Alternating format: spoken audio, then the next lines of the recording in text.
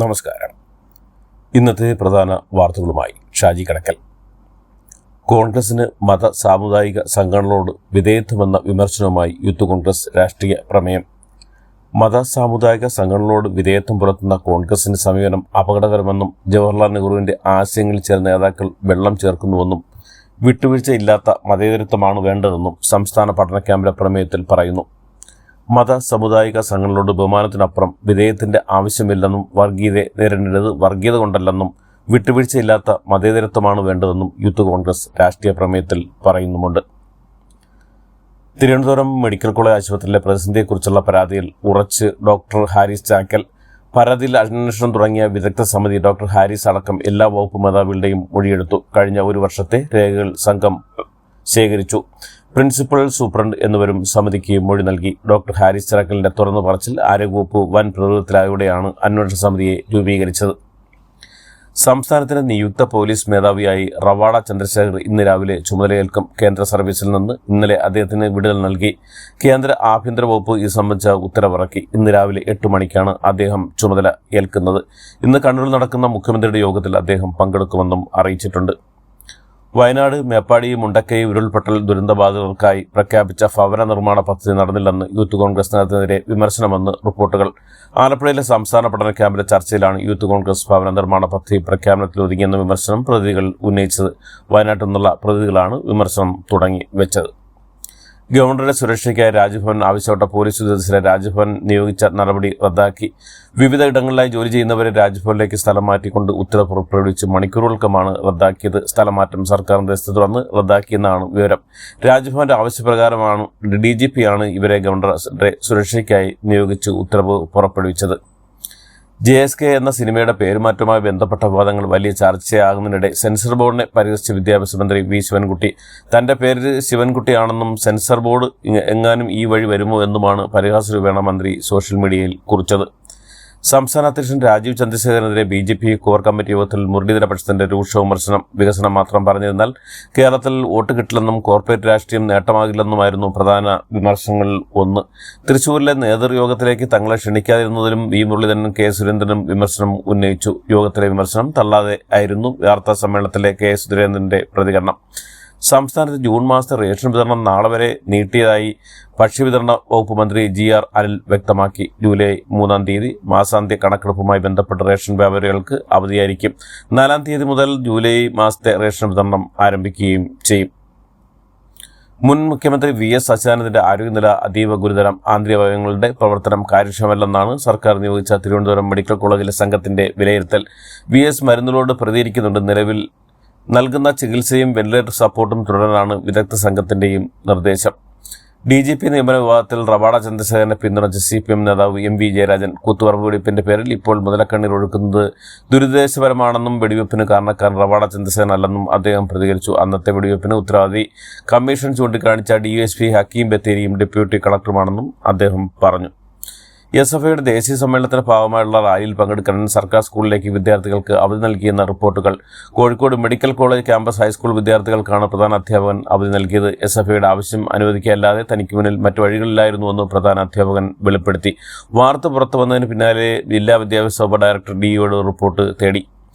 SFIയുടെ ദേശീയ സമ്മേളനത്തിന്റെ ഭാഗമായുള്ള പ്രകടനത്തിന് പോകാൻ Kozhikode medical college campus high school വിദ്യാർത്ഥികൾക്ക് ഹെഡ്മാസ്റ്റർ അവധി നൽകിയ സംഭവത്തിൽ രൂക്ഷ വിമർശനവുമായി കോൺഗ്രസ് നേതാവ് VT ബൽറാം. പൂക്കോട് വെറ്റിനറി സർവകലാശാല സിദ്ധാർത്ഥന്റെ മരണത്തിൽ മുൻ ഡീനും ഹോസ്റ്റൽ അസിസ്റ്റന്റ് വാർഡനുമായിരുന്നവർക്ക് അച്ചടക്ക നടപടി നേരിടണമെന്ന് ഹൈക്കോടതി. അച്ചടക്ക നടപടിയുമായി ഇരുവരും സഹകരിക്കണമെന്നും കുറ്റക്കാരായ വിദ്യാർത്ഥികൾക്കെതിരെ സർവകലാശാല ഉചിതമായ നടപടി സ്വീകരിക്കണമെന്നും ഹൈക്കോടതി നിർദ്ദേശിച്ചു.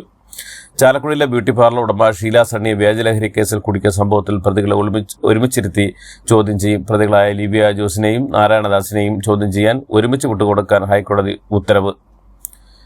വയനാട് ബത്തേരി സ്വദേശി ഹേമേന്ദ്രനെ തട്ടിക്കൊണ്ടുപോയി കൊലപ്പെടുത്തിയ കേസിൽ നിർണായക കണ്ടെത്തൽ. കൊല്ലപ്പെട്ട ഹേമേന്ദ്രന്റെ ഫോൺ പോലീസ് കണ്ടെത്തി. മൈസൂരിൽ നിന്നാണ് ഫോൺ കണ്ടെത്തിയത്. പ്രതികളുമായി പോലീസിന്റെ തെളിവെടുപ്പ് പുരോഗമിക്കുകയാണ്.